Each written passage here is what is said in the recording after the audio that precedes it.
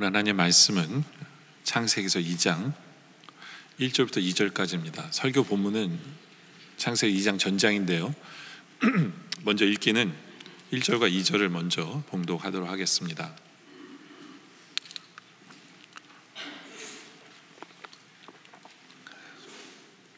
천지와 만물이 다 이루어지니라.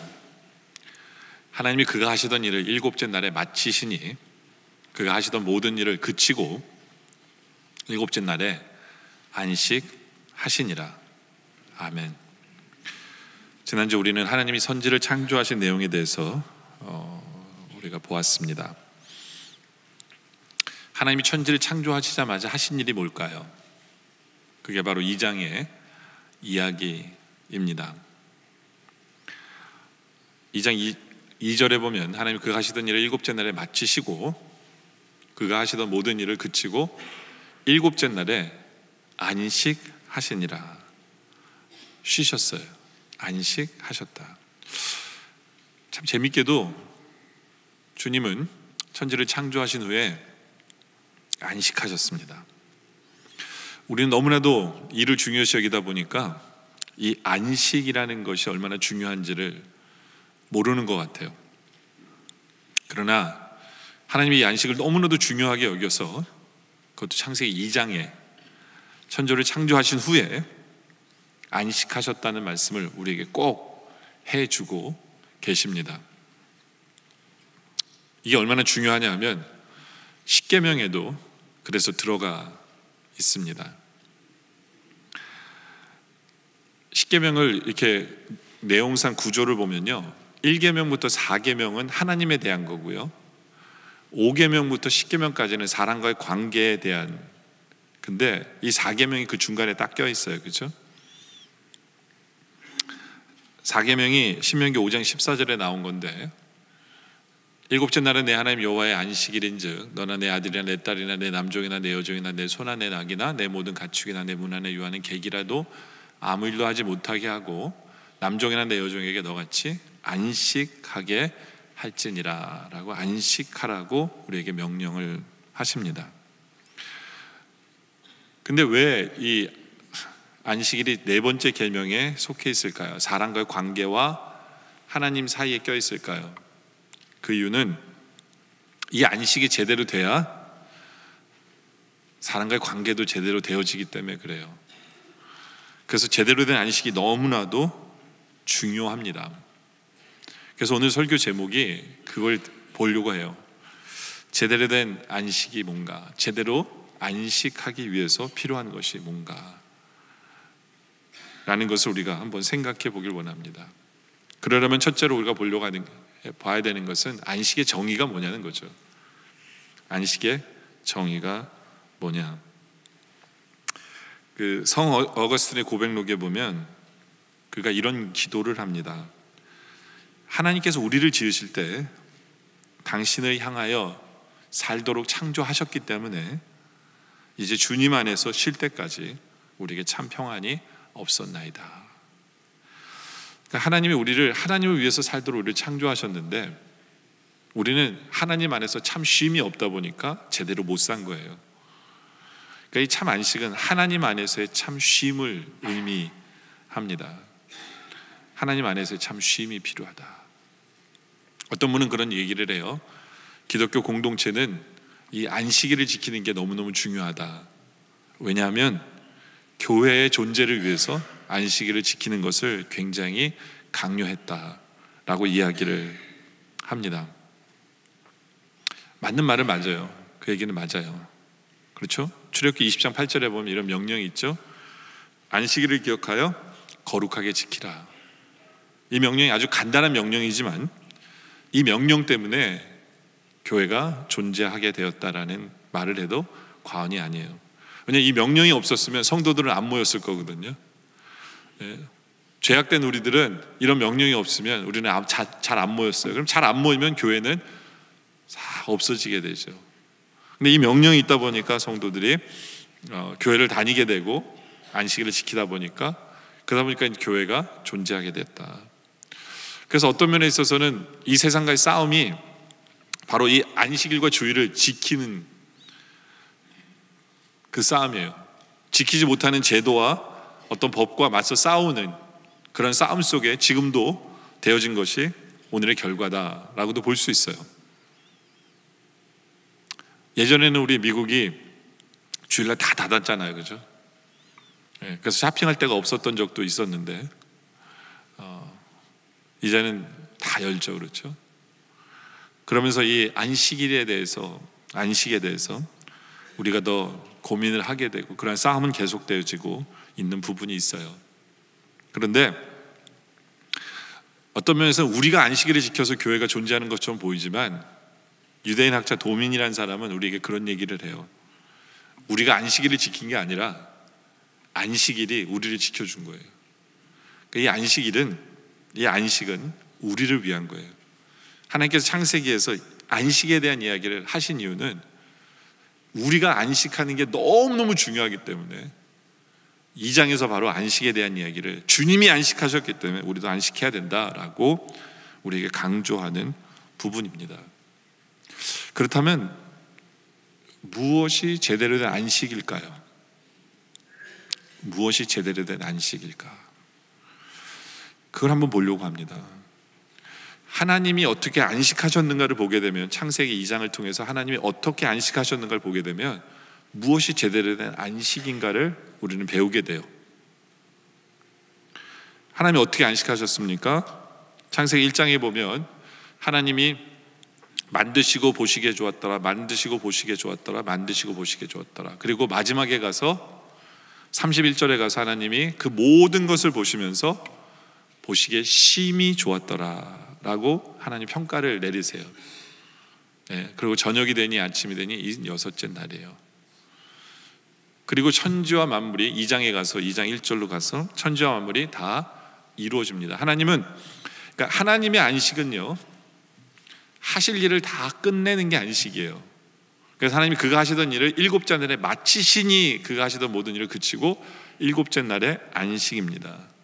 그러니까 하나님께서 우리에게 주신 사명을 다 마치는 것, 그것이 안식이다라고 볼 수 있는데 좀 더 이 부분을 정확하게 이 구절을 이렇게 크게 좀 보면 진정한 안식은 무엇인가 라면요, 내가 어떤 일을 한 거를 보는 게 아니라 하나님이 하신 일을 보고 좋았더라라고 하는 거예요. 하나님이 어떻게 하셨어요? 하나님이 하신 모든 일을 보고 심히 좋았더라라고 기뻐하셨던 그 하나님의 모습의 안식을 우리는 배울 필요가 있어요. 우리의 안식은 이제부터 어떻게 돼야 되느냐? 하나님이 한 주간 동안 하신 모든 일을 바라보면서 하나님이 하셨구나, 기쁘고 감사하고 너무 아름답고 좋구나 라고 하면서 그것이 찬양으로 이어질 때 그것이 진정한 안식하는 성도의 모습이에요. 이게 하나님 닮은 안식이에요, 이것이. 그리고 또 하나님 닮은 안식은 그걸로 끝나는 게 아니라 이 안식의 뜻이 뭐냐면요, 마음의 공간, 마음의 여유라는 거거든요. 그 여유를 가지고 이 쉼을 얻는 게 안식이란 뜻이에요. 그러니까 그 안에는 하나님 안에서 우리가 쉬는 것도 안식입니다. 그러니까 한 주를 돌아보면서 하나님께 하신 일을 바라보며 기뻐하고 감사하고 찬양하며 우리는 하나님 안에서 쉼을 얻는 것, 그래서 우리가 충전되어지는 것, 다시금 충전해서 힘을 얻게 되는 것, 그것이 안식의 모습이에요. 안식의 모습이죠. 그러니까 여러분들은 지금 쉼을 얻고 있는 거예요. 하나님 안에서 쉼을 얻는 거죠. 하나님 안에서. 그래서 여러분들은 지금 충전되어지고 있는 거예요. 충전되어지고 있는 거죠. 그렇죠? 근데 쉼을 어떻게 얻느냐, 어떻게 충전되어지느냐? 창세기 2장 3절에 보면 하나님이 일곱째 날을 복되게 하사 거룩하게 하셨으니, 그러니까 그날은 구별되게 하셨어요. 구별되게. 그러니까 우리가 참 쉼을 얻기 위해서는 그날이 구별돼야 돼요. 거룩하게 해야 돼요. 그래야 안식이 되어진다라는 거예요. 그래서 이 날을 구별되게 하기 위해서는 주님께서는 십계명의 제4계명의 이 말씀을 주시는데, 여러분들 그거 아세요? 십계명 중에 제일 길게 설명되어진 계명이 어딘지 아세요? 4계명이에요. 하나님이 하신 말씀이 많으셨어요. 하나님 우리가 꼭 지키길 원하셔서 설명을 굉장히 길게 하셨어요. 4절에 걸쳐서 출애굽기 20장 8절에 보면 안식일을 거룩하게 지키라. 엿새 동안을 함께 힘써 내 모든 일을 행할 것이나 일곱째는 내 하나님 여호와의 안식일인지 너나 내 아들이나 내 딸이나 내 남종이나 여종이나 가축이나 내 문 안에 있는 객이라도 아무 일도 하지 마라. 이는 엿새 동안에 나 여호와가 하늘과 땅과 바다와 그 가운데 모든 것을 만들고 일곱째 날에 쉬었기 때문에, 하나님도 쉬셨기 때문에, 그리고 나 여호와가 안식일을 복되게 그날을 거룩하게 했기 때문에 그날을 구별해서 안식을 누려라 라고 주님께서 말씀을 우리에게 하십니다. 근데 이 안식은 어떻게 이루어지느냐, 참 쉼은 어떻게 이루어지느냐, 그 출애굽기 31장 17절에 보면요, 이는 나와 이스라엘 자손 사이의 영원한 표징이며 나 여호와가 엿새 동안에 천지를 창조하고 제7일에 쉬어 평안하였다라고 얘기합니다. 우리가 예전에 봤던 개역개정에는 평안하였다라고 얘기해요. 하나님이 쉬셔서 평안하셨다. 근데 17절 그 개역 개정으로 보면 일곱째 날에 일을 마치고 쉬었다라고 얘기합니다. 여기서 평안하였다, 쉬었다라는 이 말 속에는 그 히브리 언어에는 바인 나피시라는 단어를 쓰고 있는데 그건 뭐냐면 성령님과 함께라는 뜻이 포함되어져 있어요. 그러니까 참 쉼과 참 평안은 무엇에 의해서 이루어지느냐? 성령님에 의해서. 성령님 때문에 이게 충전이 되는 거예요. 여러분들 왜 이 자리에 나오면 이게 충전이 되느냐? 하나님과 함께하기 때문에, 성령님과 함께하기 때문에 힘을 얻고 충전이 되어지는 이 시간이 되는 거죠. 이게 안식이에요. 이게 안식이에요. 또 이 안식이라는 것은 우리 하나님을 통해서 안식을 배울 수 있는 게 뭐냐면, 그 안식은 뭐냐 하면 안식일로 끝나지 않잖아요. 그 다음 날이 이제 준비되어 있잖아요. 세상에서의 삶이 준비되어져 있잖아요. 그 때문에 이 안식일은 그 다음 날 한 주간의 사역을 생각하고 계획하는 것, 이 시간이 바로 안식이에요. 이 안식 안에 그게 다 포함돼요. 만약에 안식일의 목적 자체가 단지 안식일 뿐이라면 성경은 창세기 2장 3절로 끝나야 돼요. 그러나 하나님께서는 쉬는 걸로 끝난 게 아니라 그 다음에 주님이 하시는 일에 대한 이야기를 말씀을 하시잖아요. 창세기 2장 뒷부분에 가면 주님은 계속 쉬시고 계속 주님의 사역에 대한 이야기를 하시는 것, 그게 안식이에요. 우리도 마찬가지예요. 우리가 이 시간 충전을 얻고 진정한 안식은 뭐냐 하면, 이제는 그 안식을 통해서 주님의 뜻을 깨달아 알고 주님이 원하시는 바를 깨달아서 그것을 계획하고 그것을 실행하기 위해서 준비하는 시간이 또 안식이에요. 그게 진정한 안식이에요. 여러분들은 왜 이 자리에서 말씀을 듣고 있어요? 왜 안식일날 이 말씀을 듣고 있어요? 왜 주일날? 안식하고 있는데 왜 이 말씀 들어요? 왜냐하면 하나님의 뜻을 깨달아 알아서 이제는 세상 속에 나아가서 무엇을 해야 될지를 깨달아 알고 계획하고 준비하는 시간이 안식이기 때문에 그래요. 그래서 여러분들이 저한테 이 예배를 통해서 말씀을 듣고 있는 거예요. 근데 그 말씀을 듣고 우리의 목표는 뭐냐 하면, 우리의 목표는 우리 하나님이 안식일을 하시면서, 안식을 보내시면서 그 다음에 주님이 하신 일을 보면 우리 인간들을 복되게 하셨어요. 결혼을 시키시고 인간에게 복을 주시는 일들을 행하셨거든요. 그걸 우리가 배워야 돼요. 우리가 세상에 나가서 할 일은 뭐냐 하면 다른 사람에게 복이 되는 일들을 할 것을 계획하는 거예요. 선교적 교인이 뭐예요? 다른 사람에게 복이 되는 삶을 사는 거거든요. 이 안식일날 우리의 머릿속에는 그렇게 말씀을 통해서 그 계획들이 서야 되는 거예요. 우리 예수님도 이 땅에 오셔서 그런 말씀하죠. 마태복음 11장 28절에 수고하고 무거운 짐진 자들아 다 내게로 오라 내가 너희를 쉬게 하리라. 주님이 참 쉼을, 안식을 사람들에게 주기 위해서 나에게로 오라라고 얘기를 하셨어요. 참 쉼은 주님 안에 있는 거거든요. 나만 쉼을 끝나는 게 아니라 이제는 다른 사람도 주님께로 와서 쉼을 얻도록 하기 위해서 우리가 계획하고 우리가 생각해야 돼요. 이 안식이래. 안식이래. 그것이 진정한 안식이다라는 거예요. 그러니까 안식일은 현재, 과거, 현재, 미래가 다 포함이 되어 있는 게 안식이에요. 참 안식은 과거에 하나님의 행하신 일을 바라보면서 기뻐하고 즐거워하고 찬양하며 현재 성령 안에서 우리가 힘을 얻고 충전되어지고 미래에 주님께서 나에게 원하시는 일을 계획하고 준비하는 이 모든 현재, 과거, 미래가, 과거, 현재, 미래가 합쳐져 있는 그 패키지가 참 진정한 안식이다라는 것을 우리가 깨달아 알아야 되는 거죠. 근데 이것을 깨달아 안다면 이게 내 힘으로 안 되는 것이구나 우리가 알아야 돼요. 참 안식은. 그래서 우리는 뭐가 돼야 되느냐? 두 번째 포인트인데요, 참 안식을 누리기 위해서는 생령이 되어야 합니다. 생령이 되어야 돼요. 오늘 말씀 2장 7절에 보니까 여호와 하나님이 땅의 흙으로 사람을 지으시고 생기를 그 코에 불어넣으시니 사람이 생령이 되었다라고 이야기를 합니다. 사람 하나님께서 태초에 생령으로 지으셨어요. 생령으로, 살아있는 영이에요. 영혼이 살아있었어요. 영혼이. 그런데 인간이 하나님 앞에서 죄를 짓는 그 순간 그들은 죽게 돼요. 죽게 돼요. 죽은 영이 됩니다. 죽은 영이 돼요. 고린도서 15장 45절에 이런 말씀이 있어요. 기록된 바 첫사람 아담은 생령으로 만들어졌어요. 근데 같이 마지막 아담은 살려주는 영이 되었나니. 그러니까 아담과 예수님 비슷한 부분이 한 가지가 있어요. 그게 뭐냐면 아담도 생령이고 우리 예수님은 우리를 살려주는 영이 되신 거예요. 그건 비슷해요. 근데 문제는 뭐냐면 아담은 죄를 졌어요. 죄를 졌어요. 하나님 앞에 죄를 지면서 하나님의 명령이 뭐냐면 죄를 지면 죽는다거든요. 그래서 죽은 영이 된 거예요. 죽은 영이. 죽은 영이.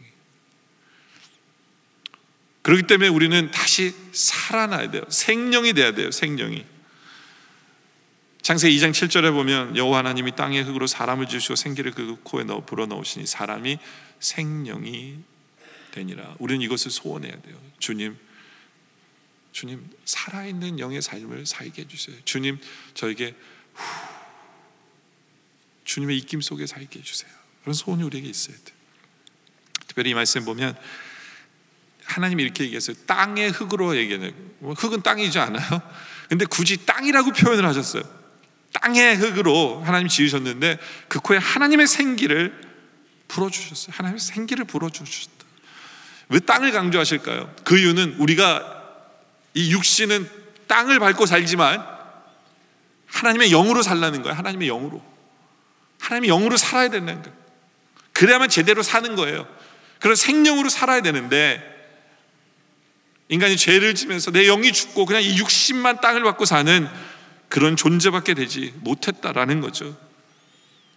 그래서 부활장에 사도 바울이 부활장이 고린도서 15장이거든요. 부활장에 굳이 15장 45절에 이 얘기를 한 이유가 기록된 바 첫사람 아담은 성령으로 되었다는 것 같이 마지막 아담은 살려주는 영이 되었다라는 이 얘기를 한 이유가 뭐냐면 아담은 생명이었는데 이제 죄를 지으므로 죽은 영이 되어버렸어요. 이제는 우리를 살려주는 주님, 우리를 생명으로 만들어주시는 주님이 이제는 그 일을 하셔야 되는데 언제 그 일이 이루어지느냐? 예수님이 죽었다가 다시 살아나심으로 말미암아 부활의 역사로 말미암아 이제 우리는 생명이 되는 그 역사 속에 들어간다라는 걸 표현하기 위해서 부활장에 사도 바울이 얘기를 한 거예요. 그래서 그 다음 절에 뭐라고 말씀하십니까? 그러나 먼저는 신령한 사람이 아니요. 왜냐하면 아담은 죽은 영이 돼버린 거예요. 그는 육의 사람이에요. 육의 사람이 돼버린 거예요. 그러나 그 다음엔 신령한 사람이 되는 거예요. 예수님 때문에 우리는 신령한 사람이 된다. 부활하신 주님 때문에 우리가 누리는 은혜가 뭐냐면 생명이 되는 거예요. 생명이 돼요. 왜요? 성령님을 우리에게 보내주심으로 말미암아, 성령이 우리 안에 거하심으로 말미암아.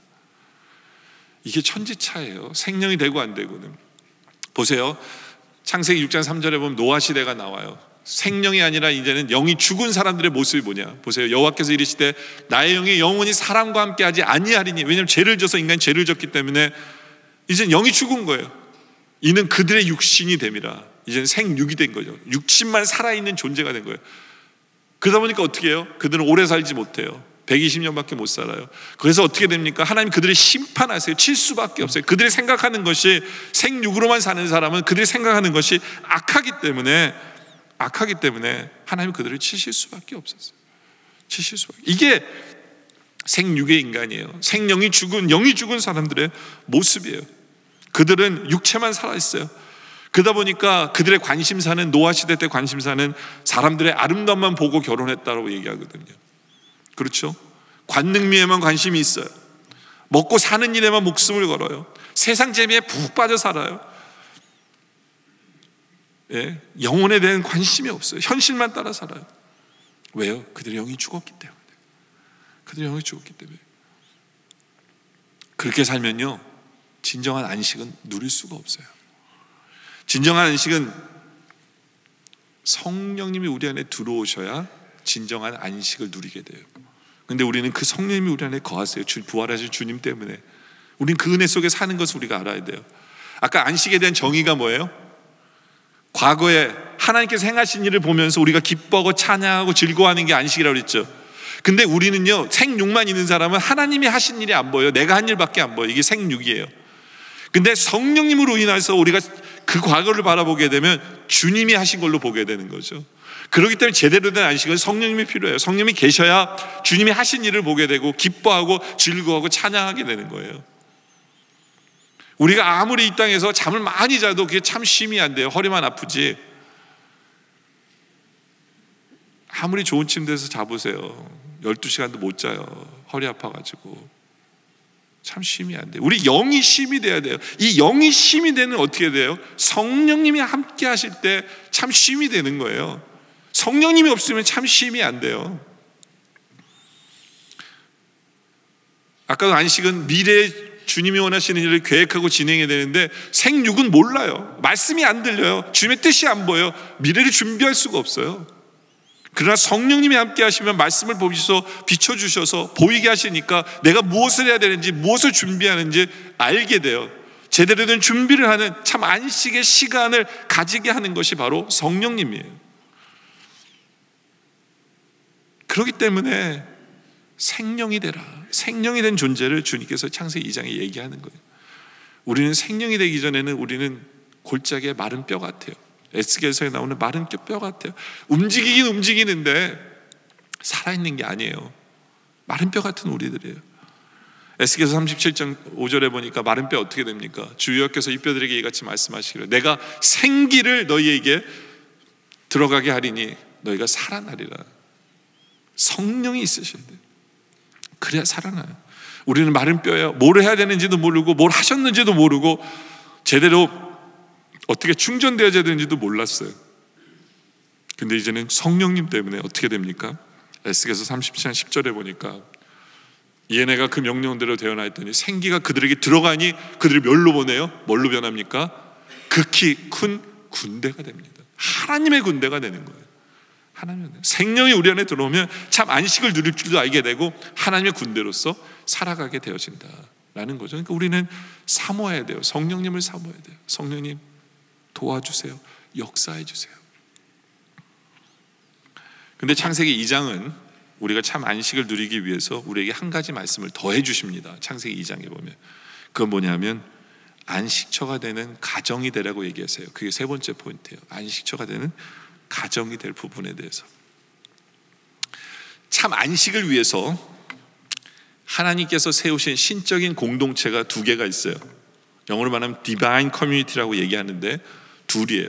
하나가 뭐냐면 오늘 말씀에 나오는 가정이고요. 또 하나는 뭐냐면 교회입니다. 교회. 근데 왜 창세기 2장에는 가정만 얘기할까요? 그 이유는 하나님이 인간을 만드실 때 아담과 하와 둘만 있었기 때문에 가정에 대한 얘기만 하시는 거예요. 만약에 더 많았으면 교회에 대한 얘기도 하셨을 거예요. 근데 둘만 데리고 얘기하시는 거니까 가정에 대한 이야기를 하십니다. 제가 오늘 여러분들 이 설교를 들으면서 좀 딴 생각을 하셔도 돼요. 그게 뭐냐면 부부에 대한 얘기만 하다 보니까 그럼 난 재혼하라는 얘기인가 혼자인데? 그래 안식을 누릴까? 그런 뜻은 아니에요. 무슨 말씀을 드리냐면 작게는 가정이에요. 그러나 오늘 말씀을 크게 보면 교회로 봐도 교회로 해석해도 전혀 문제가 되지 않는다라는 얘기예요. 설교를 들으면서 교회랑도 연결을 시키시고 가정이랑도 연결을 시키시면 돼요. 이해가 되시죠? 어떤 환자가 아파서 병원에 입원하고 진찰을 받았는데 꼭 수술을 급히 받아야 된대요. 그래서 급히 이제 수술대 위에 둔너 있었어요. 의사와 간호사가 수술 준비를 하는데 너무나 걱정이 되고 긴장이 된 거예요. 그래서 둔너서 선생님에게 그랬어요. 의사 선생님, 제가 수술을 처음 받는데요, 너무 긴장돼서 죽겠어요. 그랬더니 의사 선생님이 그 환자 어깨를 두드리면서 걱정하지 마세요. 괜찮아요. 저도 처음이에요. 그러더래요. 여러분들 첫 경험은 누구나가 생소하고 두렵고 떨려요. 그죠?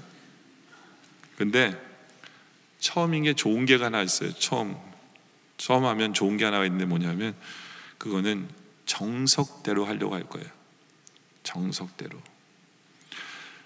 여러분들 결혼 생활에도 정석이 있는 거 아세요? 결혼 생활에도 정석이 있어요. 창세기 2장에 나온 말씀이 결혼 생활의 정석이에요. 하나님이 인간을 만드시고 결혼을 만드신 분이 누구냐면 하나님이에요.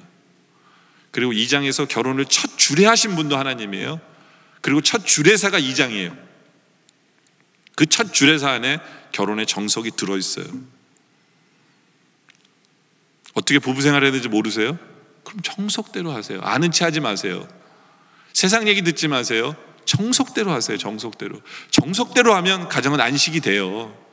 안식이 돼요.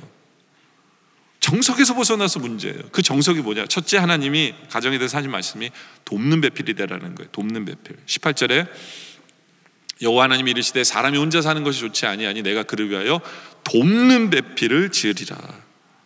하나님 혼자 사는 것이 좋지 않다고 얘기하면서 아담에게 짝을 만들어 주셨는데, 하필이면 짝을 만드실 때 아담을 잠들게 하시고 그 갈비뼈를 뽑아서 여자를 만드셨어요. 왜 하나님은 흙으로 여자를 만드시지 않고 아담의 신체 일부를 떼어 만드셨을까? 이게 상징하는 바가 굉장히 커요. 굉장히 연합에 대한 것을 상징하는 건데요, 여러분들 남자가 여자를 그리워하면서 사는 이유가 뭐냐면 자기 잃어버린 갈빗대를 찾고자 하는 본능이래요. 또 여자가 남자를 그리워하는 이유는 자기의 고향으로 돌아가고자 하는 욕구 때문이래요. 근데 문제는 뭐냐면 남자는 갈빗대가 하나가 없기 때문에 부족하고요, 여자는 갈빗대기 때문에 부족해요. 둘 다 부족해요. 이게 부부예요. 남편도 부족하고 아내가 부족해요. 서로 자기가 잘하는 부분을 잘하면서 못하는 부분은 감싸주며 살아갈 때 그게 온전히 하나가 되고 그 부부가 아름다운 부부가 되는 거예요. 예. 이게 손으로 표현하면 이래요. 만약에 이게 잘하는 부분이고 이게 못하는 부분이잖아요. 그러니까 잘하고 못하고를 내가 이 손을 갖고 있는데, 네? 내가 잘하고 못하고 하는 부분이 이렇게 부딪히면 소리가 나요. 근데 내 잘하는 부분이 상대방이 못하는 부분을 감싸주면 하나가 되는 거예요. 하나가 되는 거예요.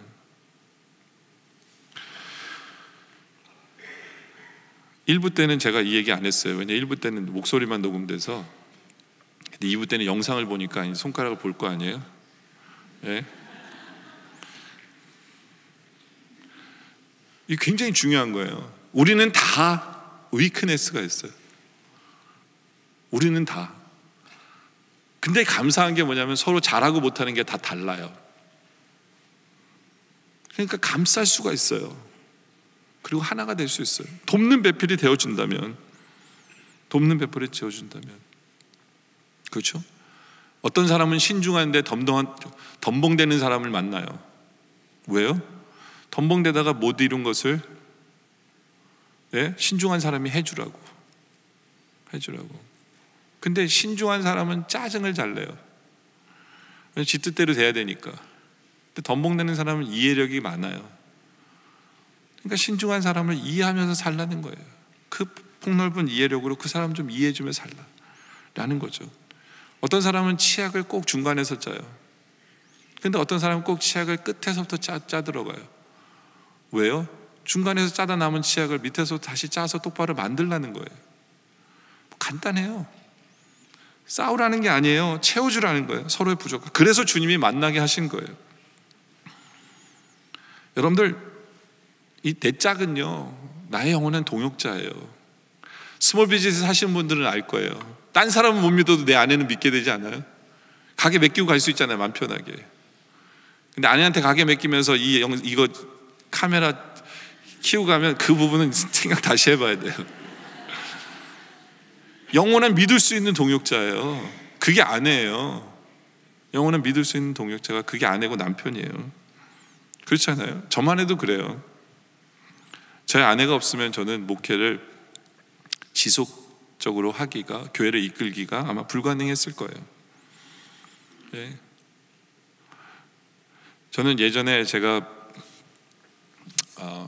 나는 목회를 이렇게 할 거야 하면서 목회를 좀 특이하게 한 것들이 많아요. 그냥 제 생각에는 이게 성경적이야 해가지고 고집 피우면서 성경대로 목회를 하려는 적이 많아요. 그러다 보니까 이제 친구 목사님이나 아는 목사님들이 저한테 그래요. 네가 그렇게 모험적인 목회를 할 수 있는 이유가 뭔지 아냐고. 왠지 아세요? 제가 모험적인 목회를 이렇게 성경적이야 고집 피우면서 성경대로 그냥 그래 이렇게 하지 뭐 이렇게 할 수 있는 이유가 뭔지 아세요?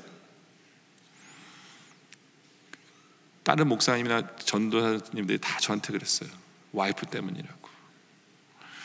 돈 벌어다 주는 와이프 있으니까 교회에서 잘려도 먹고 살기는 힘들지 않으니까 저렇게 용감하게 목회한다고. 제가 그 얘기 들으면서 제가 아니야라고 못했어요. 맞아요.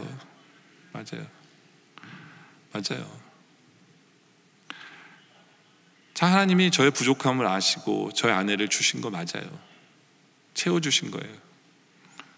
그러니까 여러분들 제가 왜 이런 얘기하냐면 목사도 말씀대로 산다는 그 용기가 이게 쉽지가 않아요.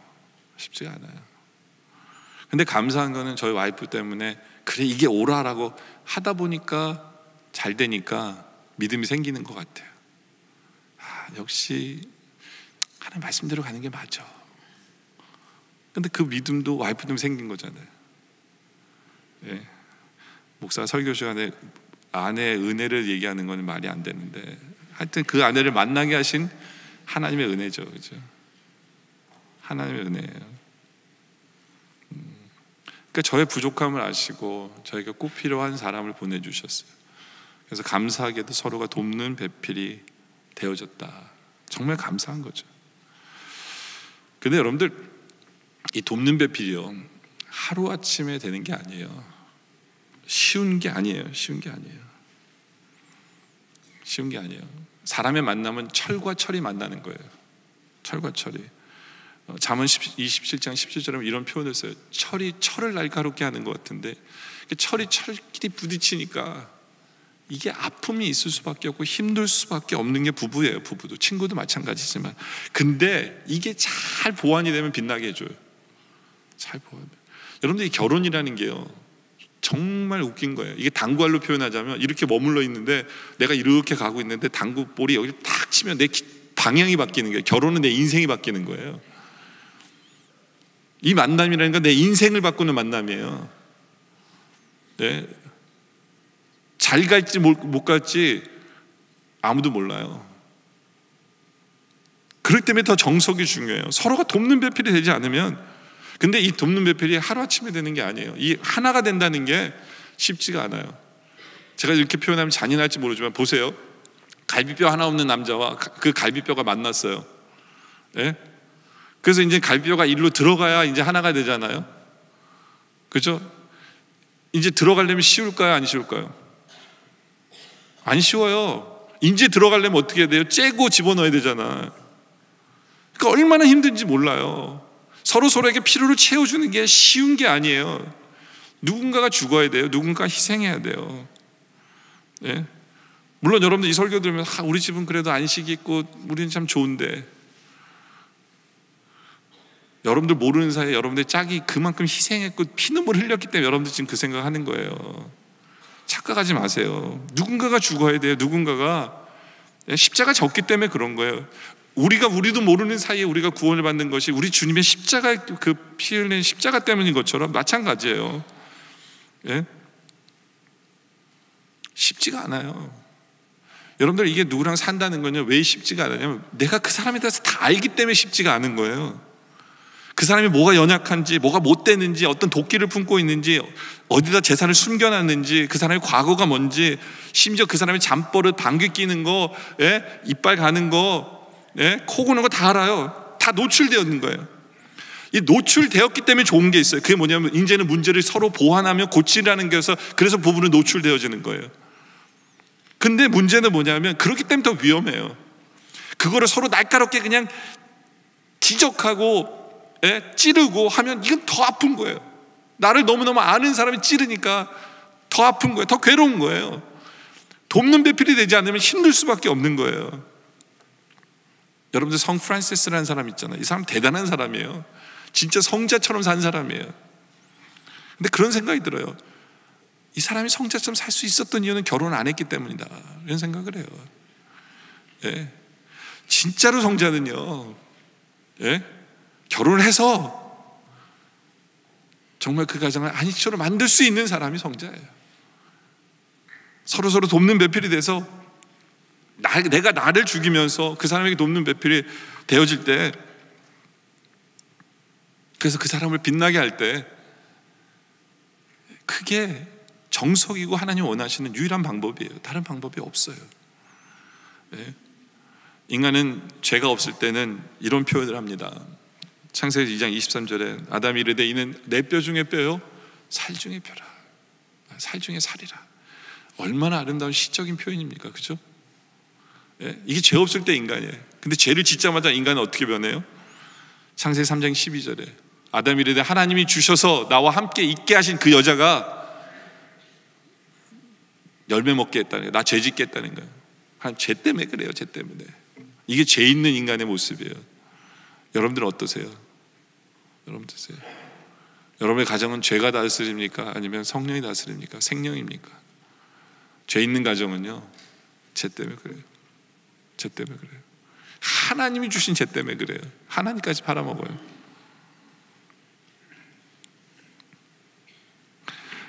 여러분들 쉽지 않아요. 도우며 사는 거 쉽지 않아요. 그러나 정석입니다. 돕는 배필이 되시기 바라요. 두 번째는 부모를 떠나야 돼요. 24장 보니까 잃어버린 남자가 부모를 떠나 그의 아내와 합하여 둘이 한 몸을 이룰지로다. 물론 그 당시에는 아담에게 한 말이라서 그렇게 얘기했는지 모르지만 참 재밌는 게 뭐냐면 여자가 부모를 떠나가 아니라 남자가 부모를 떠나. 하나님 미리 알고 계신 것 같아요. 이 시어머니와 며느리의 관계를 아신 것 같아요.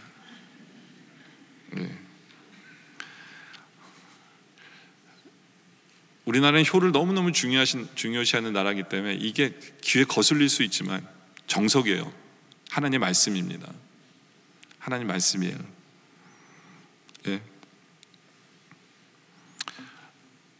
시금치 시자 때문에 시금치를 안 먹는 사람이 있다면 그 스트레스가 얼마나 한지 알겠죠. 그렇죠? 목사인 저한테도 만약에 누가 그런 얘기를 한다면 저도 답이 없어요. 이건요, 한국의 문화와 성경은 얘기하지만 한국의 문화가 너무너무 그쪽으로 수충하게 바뀌어 있다 보니까, 그래서 저는 부모님들한테 얘기하고 싶어요. 부모님들이 자녀를 좀 떠나보내세요. 부모님들이, 예수 믿는 부모님들이 좀 결단하세요. 전 이건 예수 믿는 부모님들이 잘못했기 때문이라고 생각해요. 성경을 안다면 떠나보내야 될 거 아니에요. 왜 붙잡고, 왜 잔소리하고, 왜 이래라 저래라 그럽니까?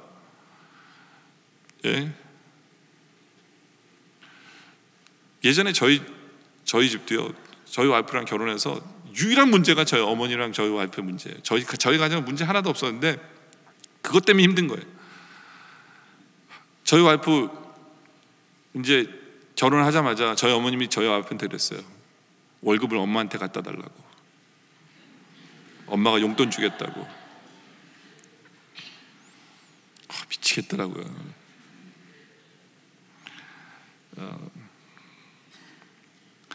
그 다음부터는 그냥 이게 너무너무 힘든 거예요. 우리 와이프가 미장원 가면 머리 해오면 마음에 안 든다고 우리 어머님 다시 데리고 가셔서 어머님 원하시는 데 스타일로, 옷가게도 우리 어머님 좋아하시는 옷가게 가서 어머님 원하시는 옷만 사주세요. 입지도 않는 옷만 차곡차곡 쌓아요. 우리 어머님은 옷 선물해주는 시어머니라고 얼마나 대단한지 모른다고 생각을 하시면서 저희 와이프는 마음에도 안 드는 옷 사주시는 시어머니가 싫어하고 뭐 어떻게 될지 모르겠어요. 나중에는 제가 그랬어요. 우리 와이프한테 좀 싸우라고 가서, 우리 엄마랑 대판 싸우라고, 내가 네 편 들어줄 테니까 제발 싸우라고, 제발 싸우라고. 목사로 살 얘기는 아니지만 뭐 어떻게 할 수가 없는 거예요. 가서 싸우라고. 그래서 우리 와이프가 가서 우리 어머님한테 바른 말을 한 번 했어요. 그 다음부터는 우리 어머님이 섭섭하셔가지고 네가 예전에 이 얘기했지, 네가 예전에. 근데 좋아진 건 있더라고요. 조금 자유로워졌어요, 저희 와이프가. 근데 제가 답이라고 드리는 거 아니에요. 답 없어요. 답 없어요. 너무너무 신경 쓰고 너무너무 괴로워요. 근데 한 가지 답은 있어요. 시어머니랑 며느리 싸우면 남편은 무조건 아내 편을 들어야 돼요. 성경적입니다. 세상 사람들 그렇게 얘기하더라고요. 님이라는 단어에 점만 하나 찍으면 남이 된대요. 그러니까 와이프는 편 안 들어주면 남이 되지만 부모님은 편 안 들어줘도 남이 안 되니까 걱정하지 말고 님 편 들으라고. 그건 세상 얘기지만, 근데요, 부모를 떠나는 게 결혼이에요. 정신적으로, 경제적으로, 상황적으로. 부모님이 건강이 안 좋으셔서 모셔야 된다면 모셔야 돼요. 그 얘기하는 거 아니에요. 성경에도 모시라고 얘기했어요. 그러나 부모님이 자녀에게 이래라 저래라 얘기할 고단이 없어요. 여러분이 결정하고 부부가 상의해서 대답을 해야 돼요. 부부가 상의해서 인생의 결정을 그 부부들이 해나가야 되는 거예요. 바로 그 얘기하는 거예요. 부모를 버리라는 얘기가 아니에요. 부모를 무시하라는 얘기도 아니에요. 그렇지만 부부에게 결정권이 있고 부부가 해나가도록 부모님들은 떠내보내야 돼요. 이것이 제대로 정석이 제대로 된다면 세상의 많은 가정은 안식처가 될 수 있어요. 근데 요즘 문제는 이제 부모랑 떠났어요. 이제는 자녀가 또 문제가 돼요. 자녀를 못 떠나보내는 부모, 그런 사람들이 너무 많아요. 항상 부부가 먼저예요. 여러분들이 자녀를 먼저 두면 자녀가 좋아할 것 같죠? 안 좋아해요. 우리 부모님 이혼할까 봐 걱정해요. 자녀들한테 얼마나 두 사람이 돕는 배필로서 사랑하는지 보여주세요. 그게 자녀를 위한 거예요. 자녀를 위한 거예요. 여러분들 자녀들이 성경적으로 나중에 커가지고 똑바로 쓰잖아요. 여러분들 떠날 거예요. 준비하세요. 떠나보내고 외롭지 않으려면 부부가 하나가 돼서 잘 사셔야 돼요. 하나님의 정석을 잊지 마시기 바랍니다. 세 번째는 연합하여 한 몸을 이루어야 돼요.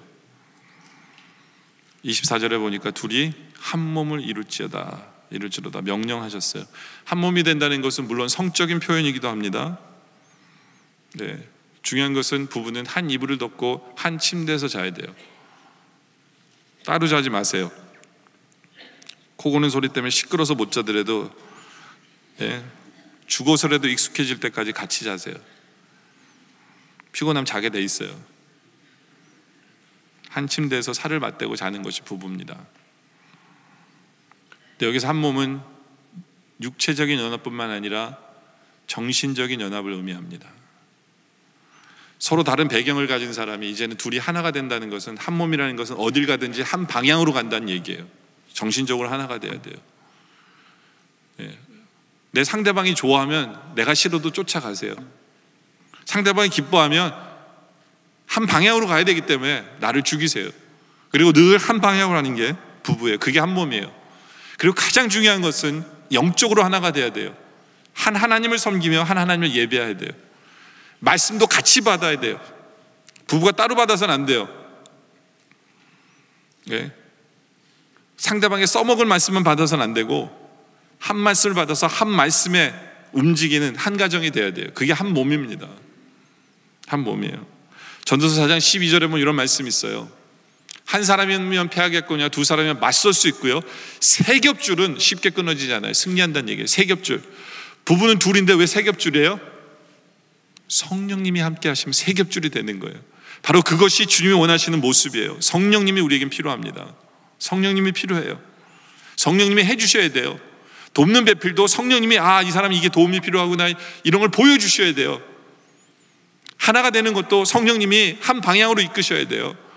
같은 부부에게 한 말씀 주셔야 돼요. 성령이 해주셔야 돼요. 성령이 역사해 주셔야 돼요.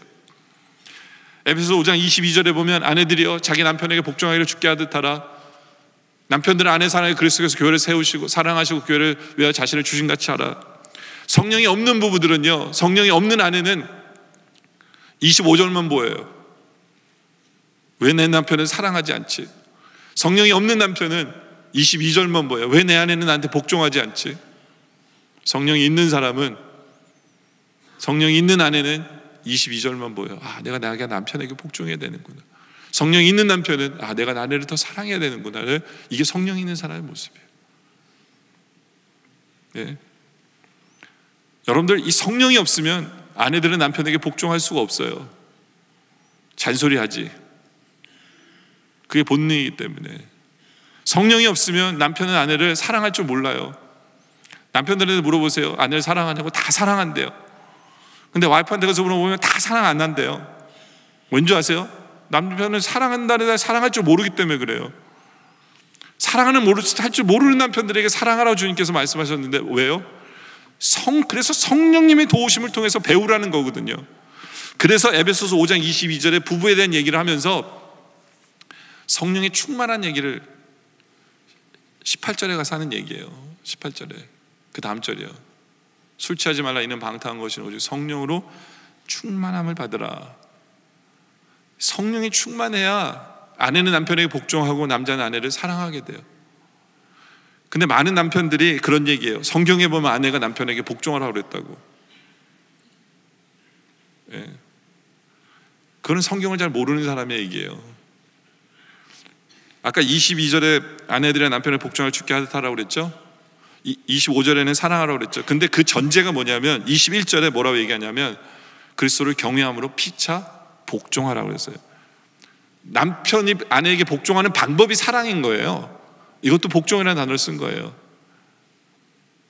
아내가 남편을 사랑하는 법이 복종이에요. 그래서 둘 다 복종하는데 종류가 다른 복종인 것 뿐이에요. 근데 이게 왜 복종이라는 단어를 썼어요? 힘들기 때문에 나를 죽여서 하라는 거예요. 순종이 아니라, 제대로 되는 게 아니라 이건 복종해야만 돼요. 성령님이 필요한 거예요. 성령님의 역사하심이, 성령님의 도와주심이 필요한 거죠. 바로 성령님 때문에 부부가 돕는 배필이 되고 부부가 제대로 연합할 줄 알고 제대로 떠날 줄 아는 그런 우리들이 되기를 원합니다. 이제 말씀 결론 내리죠. 제가 예전에 창세기 2장을 설교할 때 안식 따로, 성령 따로, 부부 따로를 설교를 했었어요. 근데 이번에는 제가 창세기 2장을 보면서 새롭게 느껴지는 게 뭐냐면 이게 하나구나. 이 안식이라는 주제에 의해서 하나구나. 하나님이 우리 인간들이 정말 안식하기를 원하시는구나. 그래서 하나님도 안식한다고 우리에게 얘기하시면서 하나님의 안식을 우리에게 보여주시는구나. 안식이라는 거는 내 과거에 하나님이 하신 일을 돌아보며 그것 때문에 기뻐하고 즐거워 찬양하는 게 안식이고, 안식이라는 것은 내 안에 계신 성령님 때문에 충전이 되어지는 것. 안식이라는 것은 내가 이제 무엇을 해야 되는지를 알아서 그 일을 준비하는 것이 제대로 된 안식이고, 그리고 그런 일들이 제대로 된 안식이 되기 위해서 우리에게 생명을 주시고 성령을 주시는 것. 우리는 성령님이 필요하구나. 그리고 제대로 된 안식이 되려면 우리 가정이 먼저 안식처가 되고 우리 교회가 안식처가 제대로 돼야 우리가 제대로 안식을 누릴 수 있게 되구나. 그래서 하나님이 가정에 대해서 무엇이 정석인지를 알려주시는 것이 바로 2장의 말씀이구나. 안식으로 모든 것이 해석이 되더라고요. 근데 안식으로 모든 것이 해석되다 보니까 우리에게 진짜 필요한 분이 누구냐? 성령님이시구나. 성령님이 아니고서는 이게 안 되는구나. 우리가 기도해야 되는구나. 성령님 도와주세요. 성령님 역사해 주세요. 제 힘으로는 안 됩니다. 무엇을 도와야 될지 모르고, 무엇을 떠나야 될지도 모르고, 무엇을 해야 될지도 모르고, 무엇을 감사해야 될지도 모르고, 어떻게 하나 될지도 모르는 주님 도와주세요. 성령의 역사로 말미암아 우리 모두가 제대로 된 안식을 누릴 줄 아는 우리 모두가 되어지시기를 주님의 이름으로 축원합니다. 기도드리겠습니다. 성령님 도와주세요. 안식할 줄도 모르고, 감사할 줄도 모르고, 기뻐할 줄도 모르고, 어떻게 하나가 되는지도 모르고, 어떻게 도와줘야 되는지도 모르는 우리들, 성령님의 역사로 말미암아 이제 제대로 된 안식 누리게 주님 역사하여 주시옵소서. 예수님의 이름으로 기도드립니다.